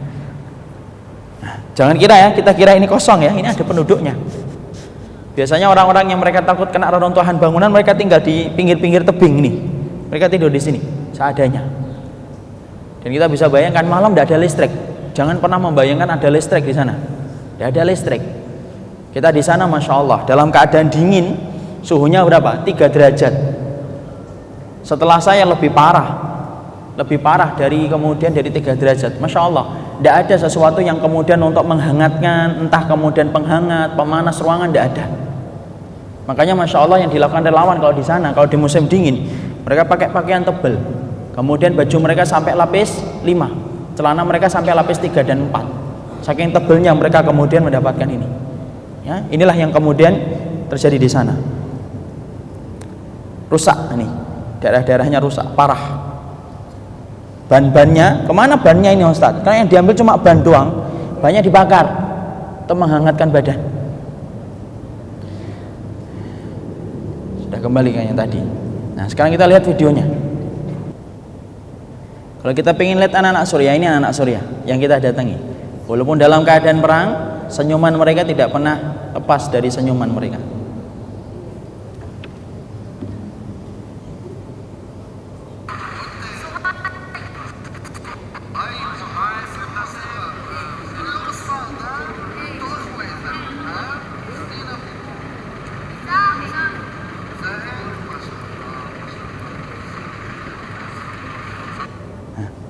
Bicara tentang anak-anak di sana, saya ingat betul ketika kita memberikan kayak permen ataupun memberikan bantuan sedikit, gandum dan yang lainnya, anak-anak semacam ini akan ngikutin truk kami, nanti diikutin truk kita, kemudian sampai mereka keletihan untuk ngejar truk kita.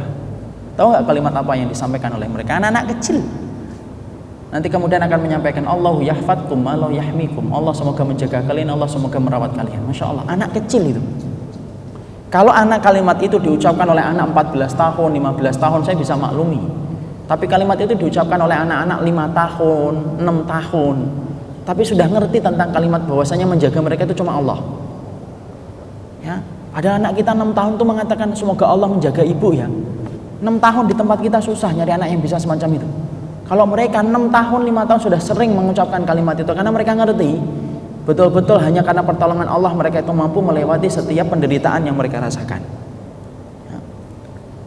Kejadian kemudian ketika ngirimkan bantuan, inilah bantuan-bantuan dari ibu-ibu dan bapak-bapak selama ini.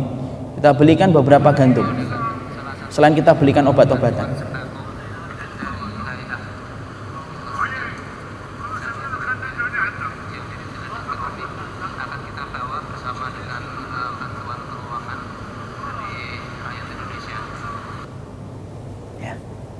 Kita lihat kan, ini rumah sakitnya kita. Nah, ini yang habis kena tadi. Kemudian kita pindah ke sini, yang paling bawah. Dari situ rusak, kemudian pindah ke sini. Ini kosong nih sampai atas nih. Tidak ada yang mau tinggal di atas, karena memang tinggal di atas tuh seakan-akan menantang kematian. Semuanya memilih tinggal di bawah.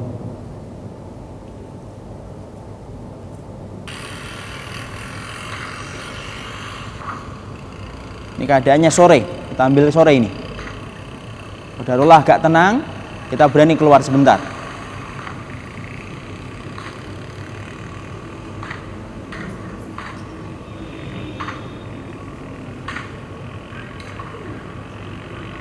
Nah, ini di bawah nanti.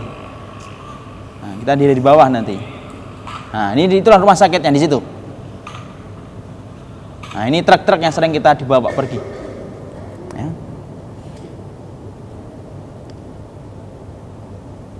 Kita kalau ngisi bantuan, tidak semua masyarakat Suriah itu ketika diberikan bantuan mau umahat.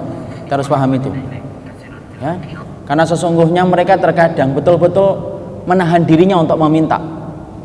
Makanya sampai saya kemudian karena tahu bahwasanya masyarakat Suriah itu adalah mereka, kalau disebutkan dengan hadis mereka tunduk dan patuh, maka kemudian saya berkata, hadhihi laisat musaadah, ini bukan bantuan, ini hadiah. Kalau saya sudah menyebutkan hadiah, saya sebutkan dalilnya. Nabi tidak pernah menolak hadiah, itu baru diterima. Ya. Pernah itu ada satu keluarga, anaknya meninggal dunia siang hari, waktu duha meninggal dunia kena serangan. Lalu kemudian malamnya kita datangi rumahnya, Masya Allah, ibu dan bapak, rumahnya itu hanya 4x6, sebagian sudah rusak parah, ditutup dengan tirainya itu jelek banget. Tirainya masjid kita lebih baik daripada tirai yang dipakai oleh beliau, padahal musim dingin. Kemudian ketika kita datang, lalu kemudian ngobrol, pertama kali langsung nanya, anak saya meninggal jam 9, saya tinggal sebatang kara, bapak-bapak ini umur 60-an tahun, Brimo namanya. Lalu kemudian kami ngobrol, cuma kemudian tahu, saya suruh menyampaikan tentang kisah para sahabat.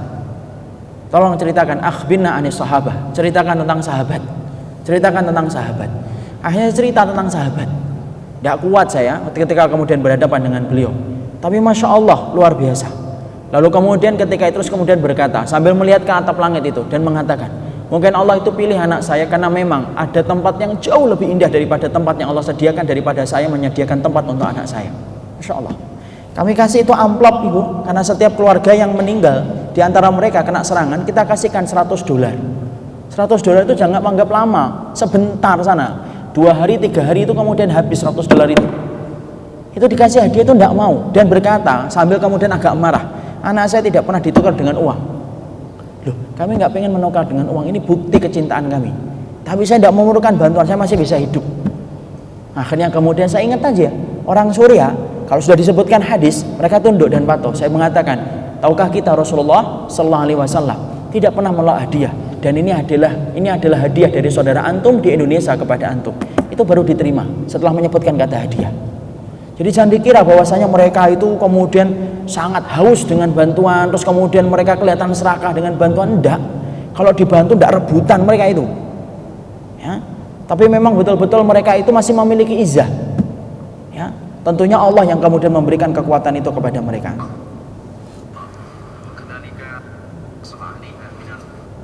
Ini tidak kelihatan orangnya, ini kelihatannya. Ini kelihatan orangnya. Kita ambilkan ini, karena kita bicara tentang masalah kesaksian hidup saja.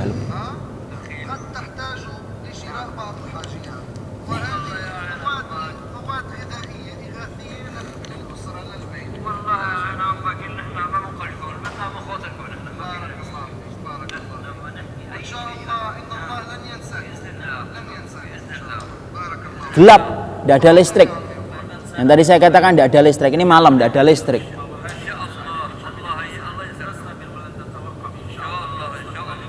Di situ nih ada bendera merah putih dari Indonesia.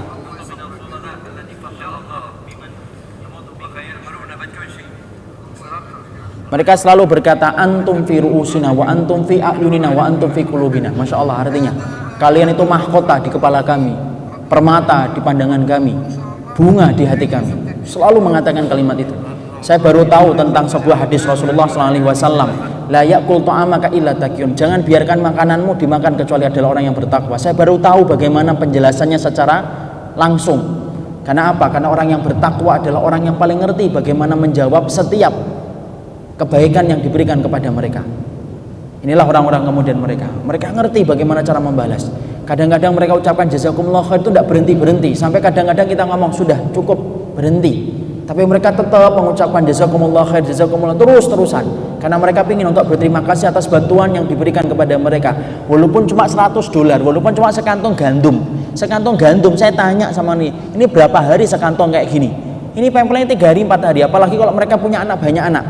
Sana itu banyak anaknya. Tapi Masya Allah cuma 2 dan 3 hari untuk nyambung hidup. Tapi Masya Allah rasa terima kasihnya itu melebihi bantuan yang kita berikan kepada mereka. Padahal kita mengerti kan, doanya orang yang lemah adalah mustajab. Innama tunsaruna hadhil ummah bidhaifihim. Sesungguhnya umat ini akan ditolong oleh Allah karena doa-doanya orang yang lemah. Mereka lah orang yang lemah dan mereka ngerti bahwasanya mereka itu dimuliakan ketika kita memperhatikan mereka. Innal alam tatakhala ani surya. Mereka selalu berkata, seluruh dunia itu meninggalkan surya. Dia dipikirkan seakan-akan darah kami itu lebih murah daripada darahnya kambing. Itu mereka yang ngomong. Kenapa kalau yang mati kami tidak ada yang perhatian? Kalau yang mati anak kami tidak ada yang menjerit. Kalau yang mati bapak kami tidak ada yang kemudian berteriak. Tapi kalau yang mati orang lain, kenapa kalian teriak? Kalau yang mati anak kalian, kenapa kalian itu kemudian berkoar-koar? Kami tiap hari ngelihat mayat, tiap waktunya. Makanya mereka itu sangat luar biasa responnya sama orang Indonesia. Sampai mereka mengatakan, Masya Allah, kalian datang jauh-jauh 12 jam naik pesawat hanya datang untuk kemudian menjumpai kami, memberikan bantuan ini. Dan mereka sangat-sangat luar biasa menghargai setiap bantuan yang disampaikan oleh ibu-ibu dan bapak. Itu setidaknya akan kemudian mengurangi hisab kita kelak di hadapan Allah, bahwasanya kita telah memberikan bantuan untuk mereka, supaya kita nanti kalau dihisab oleh Allah, apa yang telah kamu lakukan untuk saudaramu di surga, kita berkata, ya Allah, aku sertakan mereka dalam doa, aku teteskan air mata untuk mereka, aku berikan bantuan yang bisa aku bagi untuk mereka. Karena urusan hisab bukan urusan yang kecil, urusan yang gede. La yughadiru saghiratan wala kabiratan illa ahsaha. Tidak ada yang luput dari kecil yang besar kecuali semuanya nampak dan pasti akan ditanya oleh Allah. Surya bukan masalah kecil, dia masalah besar. Disitulah tempat ketika Allah akan turunkan Nabi Isa. Disitulah tempat Allah akan menegakkan kembali panji-panji kitabullah dan sunnah. Surya, bukan di tempat yang lainnya. Ya.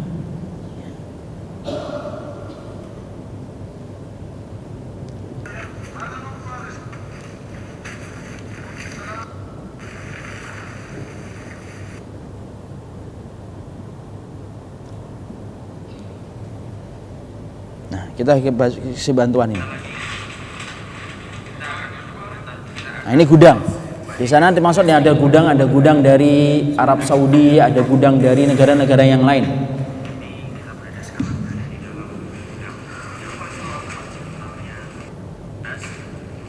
Nah, ini yang kita kasih. Ada sereal, ada kemudian tepung. Yang jelas basic makanan mereka itu masam. Dan mereka paling anti dan paling tidak bisa nerima pedes. Kita di sana, saya masih ingat sekali saya bawa rendang karena ada salah satu jamaah yang membawakan rendang ketika kita ke sana. Baru nyicipin rendang itu, Masya Allah, jenggotnya panjang tapi kelihatan banget pedas, panas. Padahal jenggotnya panjang sampai menyentuh kepada pusarnya. Karena memang paling tidak kuat kemudian dengan yang panas.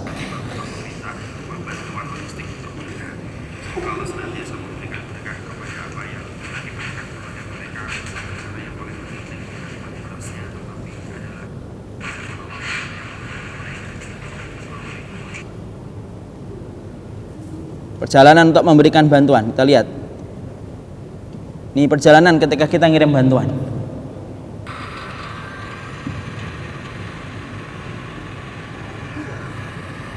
Cuma naik truk.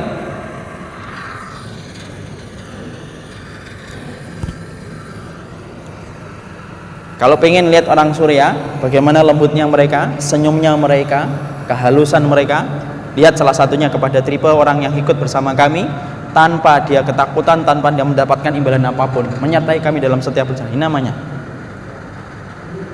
namanya Dr. Romi, S2 di London, kemudian punya praktek di London, ditinggalkan semua kemewahan dunianya di London untuk kemudian pindah ke Suriah, bergabung dengan kaum muslimin di sana untuk membantu. Ketika saya di sana belum nikah, ibu-ibu. Setelah 1 tahun kemudian baru menikah. Ini perjalanan bantuan. Kalau kemudian kita kirim ke dalam, gelap, betul-betul gelap. gelap dan harus dilakukan dengan hati-hati.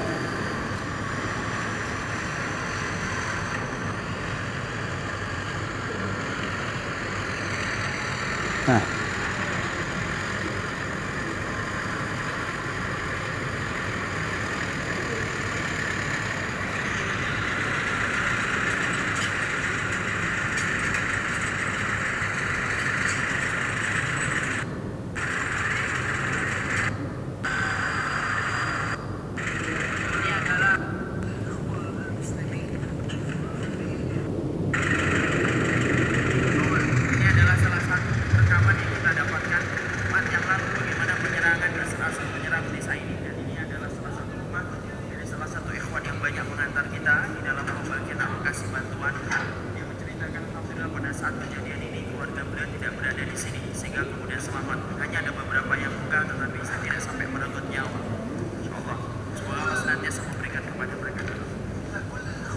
nih saya sampaikan. Nih saya sampaikan terjemahnya. Kepada setiap kaum muslimin dimanapun antum berada di Indonesia dan di seluruh penjuru dunia,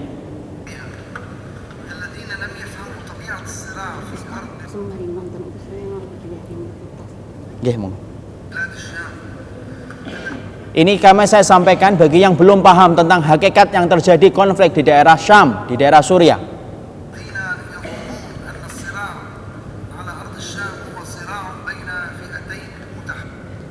Yaitu yang menyangka bahwasannya konflik yang ada di Suriah hanyalah konflik antara dua kelompok saja.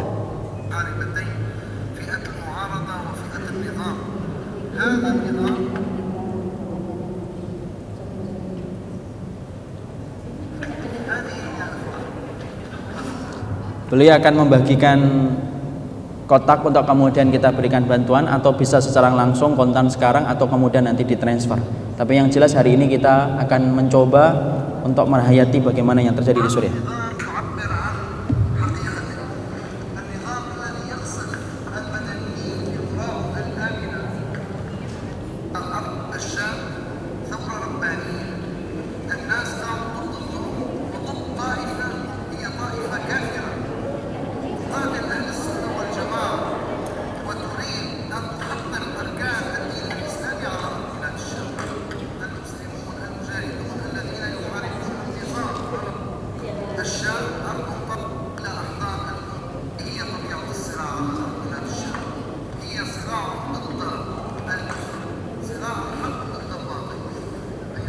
Ya.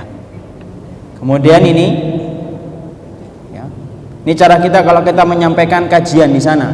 Di sela-sela kita menyampaikan kajian, kita masak. Ini pas qadarullah, hari ini kita dapat rezeki. Kita dapat rezeki di sana. Nah. Ini namanya Abu Hasan. Ini namanya orang Abu Hasan. Orang yang sangat Masya Allah, hatinya luar biasa baik. Beliau dulunya adalah termasuk di antara pendukungnya Bashar Assad sampai bertobat. Dialah yang cerita bahwasanya ketika dia bersama dengan orang-orang Nusairin tidak pernah melaksanakan sholat, tidak pernah puasa, dan beliau mengatakan dulunya ikut di angkatan lautnya Bashar Assad sampai kemudian tidak mampu melaksanakan sholat. Kalau melaksanakan sholat akan dikenai hukuman, sampai sembunyi-sembunyi ketika dia melaksanakan ibadah sholat. Inilah saksi hidupnya satu. Kalau banyak saksinya, ada banyak videonya, tapi salah satu saksi adalah tentang masalah ini adalah Abu Hasan. Nih, kentang tadi yang kita kemudian tadi lihatkan, ini yang kita buat.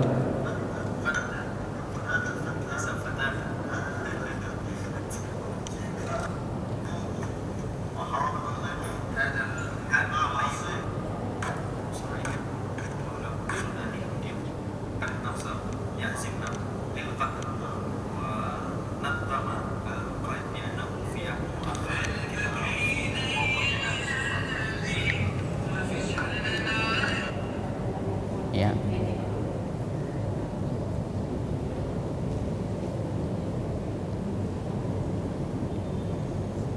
Kita ambilkan kembali beberapa ininya.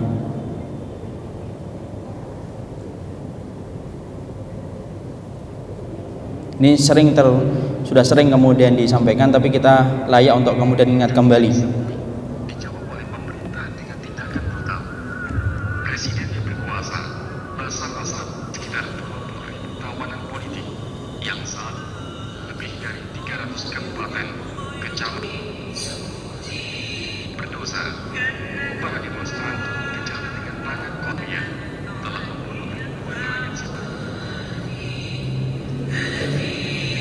Ini masih mending kita ngelihat kain kafan.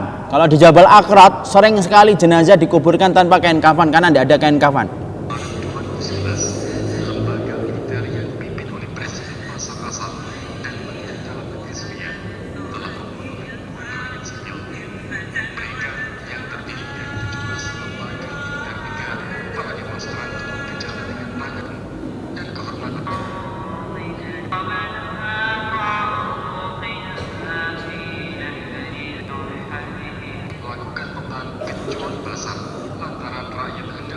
Lihat bagaimana bencinya mereka kepada setiap penampilan sunnah.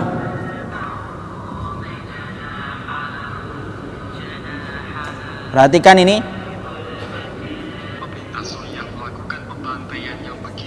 Selalu kemudian yang diinjek itu jenggot.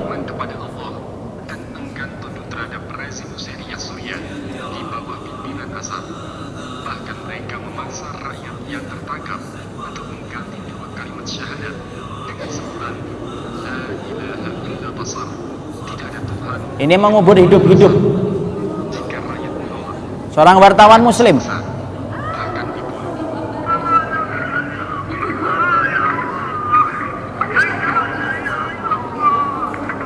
dia menyebutkan la ilaha illallah. Dia berkata tentaranya, katakanlah tidak ada ilah kecuali Bashar Assad. Tapi kemudian dijawab kembali la ilaha illallah. Meninggal dunia, dikubur dalam keadaan hidup-hidup. Sudah meninggal. Rentetan pembantaian kaum muslimin Suriah masih terus berlanjut. Mereka menggelar tilang Bashar Assad sampai untuk mengetahui siapa yang sudah dibunuh dengan disiksa. Kepedulian. Ini Syarifi yang kemudian salah satu ulama yang memberikan fatwa kewajiban kita untuk menolong.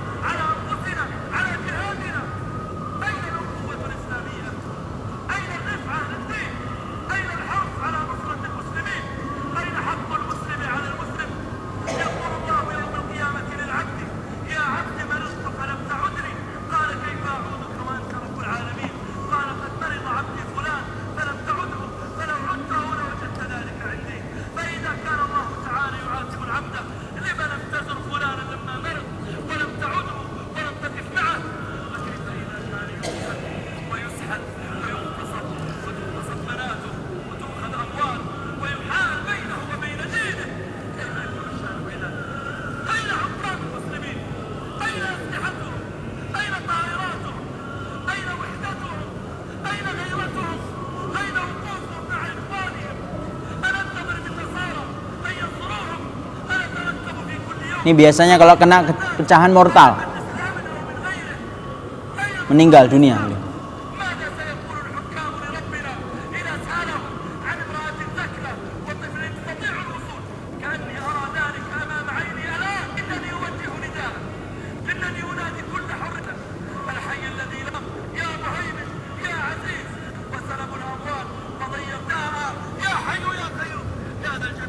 Ya, kita sampaikan berita-berita ini bukan untuk membuat takut, karena seorang mukmin tidak pernah takut kecuali kepada Rabb-nya. Tetapi sesungguhnya kita sampaikan berita ini supaya kita mengerti apa yang terjadi dan menimpa kepada saudara kita. Kita tidak pernah takut kepada siapapun, karena sesungguhnya iman kita senantiasa menjadikan kita takut hanya kepada Allah. Sekali lagi, kita tidak lagi menjual dagangan darah, tapi kita sedang menggalang persaudaraan, menumbuhkan empati, menumbuhkan rasa cinta. Bahwasanya apa yang terjadi di daerah Syam adalah apa yang terjadi kepada diri kita hakikatnya, karena mereka adalah bagian dari diri kita yang tidak pernah terpisahkan. Ya, ambilkan satu lagi.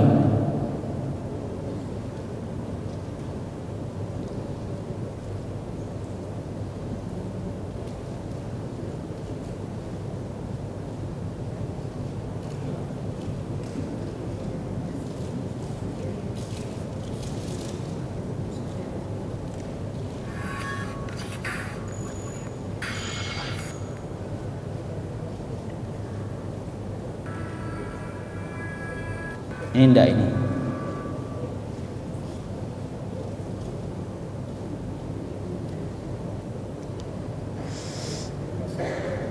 Ya.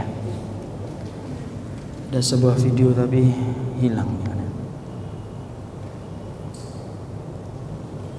Ya. Ini video di musim dingin setelah kita. Jadi setelah saya di bulan November, ada tim yang berangkat lagi di bulan Desember. Inilah keadaannya ketika mereka mengirimkan foto kepada Ana ketika saya bertanya tentang keadaan mereka.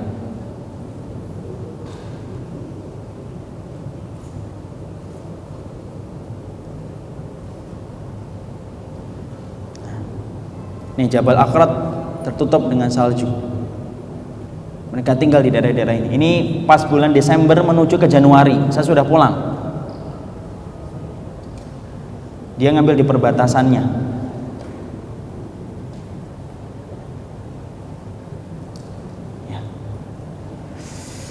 Ya, saya kira cukup apa yang kita lihat. Karena pada dasarnya kita tidak menyampaikan kajian, tetapi pada dasarnya adalah kita ingin membangunkan kesadaran apa yang terjadi di Syam adalah apa yang terjadi kepada diri kita sendiri, supaya kita memahami Syam itu bukan Syam miliknya orang Suriah, tetapi Syam itu adalah milik kaum muslimin. Inilah yang menjadikan kita tidak pernah lepas dan tidak pernah berhenti untuk mengkaji tentang mereka setiap harinya dan setiap waktunya.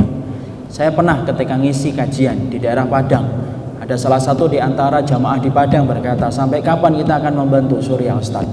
Kemudian saya tidak mampu menjawab, saya diam sampai Allah menakdirkan. Lalu kemudian saya ditakdirkan ketemu dengan seseorang yang berkata, sesungguhnya kita membantu Syam adalah janji kita kepada Nabi, karena apa yang ditinggalkan Nabi adalah menjadi milik kita untuk menjaganya. Maka sesungguhnya kita akan senantiasa membantu Syam sampai hari kiamat. Mungkin 10 tahun lagi ketika kita sudah punya anak, sudah punya cucu, masalah Syam itu tidak akan pernah berhenti, karena sesungguhnya dia bergejolak hingga hari kiamat. Dan kita harus paham, malhamah kubra, terjadinya peperangan besar di akhir zaman. Terjadinya peperangan besar di akhir zaman itu tidak terjadi di daerah-daerah yang jauh, tapi sesungguhnya malhamah kubra itu terjadinya di daerah Ghautah, yaitu adalah di sebelah baratnya daerah Damaskus. Disinilah kita mengerti keterikatan kita dengan Syam, keterikatan iman. Allah yang telah pilihkan tanah ini menjadi tanahnya milik kita, karena sesungguhnya kita akan ditanya oleh Allah Subhanahu wa taala. Saya ingatkan betul tentang sebuah hadis, uddibat imra'atun fi hirratin sajanatha la hiya atlaqatha wa la ta'kulu min khashashil ardi. Rasulullah bersabda, ada seorang wanita yang membiarkan seekor kucing mati di dalam kamar, lapar, tidak bisa makan dan memungut apa yang ada di atas muka bumi. Wanita tersebut diadab oleh Allah dan disiksa oleh Allah gara-gara menzalimi kucing. Kalaulah kucing dibiarkan akan menjadi penyebab adabnya kubur, bagaimana dengan anak-anak yang merintih? Bagaimana dengan orang-orang yang mereka senantiasa menangis setiap waktunya? Kita kalau tidak memperhatikan mereka, maka akan menjadi sebab adab yang pedih bagi orang yang tidak memperhatikan. Inilah tanah Syam. Saya tutup kajian kita dalam kesempatan kali ini dengan mengatakan, hadhihi Syam, Syamuka, Syami, Syamuna, Syamuni ahlil muslimin. Inilah Syam. Syamnya saya, Syamnya ibu, Syamnya bapak, Syamnya kita, Syam seluruh kaum muslimin. Dan ini adalah menjadi milik kita bersama, karena yang menetapkan Syam menjadi milik kita bukan tetangga kita, bukan Syekh Fulan, bukan Syekh Fulan, tetapi yang menetapkan Syam menjadi milik kita yaitu adalah Allah Subhanahu wa taala. Semoga kita di sini, sekali lagi saya menampilkan ini bukan untuk membuat rasa takut, tetapi saya menampilkan ini untuk membuat rasa empati kepada kaum muslimin, bahwasanya mereka adalah saudara kita, darah mereka, darah kita, tulang mereka, tulang kita, anak mereka, anak kita. Karena akan datang satu hari orang itu akan dibebaskan dari kesulitan berdasarkan kesulitan yang dia bebaskan dari saudara-saudaranya. Semoga Allah memberkahi kita dan semoga semakin banyak orang paham apa pelajaran penting ketika memahami Syam. Jangan biarkan gerakan-gerakan penyimpangan, kecuali kita harus mewadainya, mewaspadainya dengan dakwah, dengan kelembutan, dengan sikap waspada. Karena sesungguhnya setiap gerakan yang menyimpang dari Syiah Nusariyah dan yang lainnya, tidaklah mereka berkeinginan kecuali adalah menghanguskan dan meluluh lantakkan kaum Ahlussunnah wal Jamaah. Semoga kita mengerti, beriman kepada Allah, mencintai Rasulullah, mencintai para sahabat, bukan konsekuensi yang ringan tetapi konsekuensi yang berat. Inilah yang menjadikan kita akhirnya memahami ujian kita dibandingkan ujian mereka tidak ada apa-apanya. Makanya hari ini, dulu sebelum saya berangkat ke Syam, selalu saya berkata, orang yang memegang sunnah layaknya pemegang bara api. Tapi setelah kita melihat apa yang menimpa kepada mereka, saya malu betul-betul puncak malunya untuk mengatakan bahwasanya kitalah pemegang bara api. Pemegang bara apinya itu yang mana? Karena kita belum mendapatkan ujian apapun dibandingkan ujian mereka.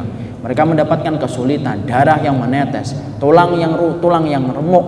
Mengadakan kajian tidak bisa kecuali di pojok-pojok bangunan yang runtuh mereka baru bisa membahas kitab.